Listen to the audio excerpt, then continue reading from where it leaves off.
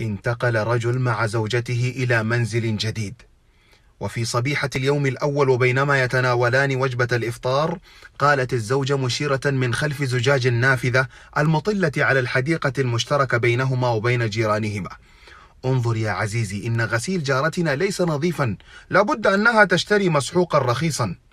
ودأبت الزوجة على إلقاء نفس التعليق في كل مرة ترى جارتها تنشر الغسيل. وبعد شهر اندهشت الزوجة عندما رأت الغسيل نظيفا على حبال جارتها، وقالت لزوجها: انظر، لقد تعلمت أخيرا كيف تغسل. فأجاب الزوج: عزيزتي، أنا نهضت مبكرا هذا الصباح ونظفت لك زجاج النافذة التي تنظرين منها. قد تكون أخطاؤك هي التي تريك أعمال الناس خطأ، فأصلح عيوبك قبل أن تنتقد عيوب الآخرين. ولا تنسى: من راقب الناس أحسنت. السلام عليكم.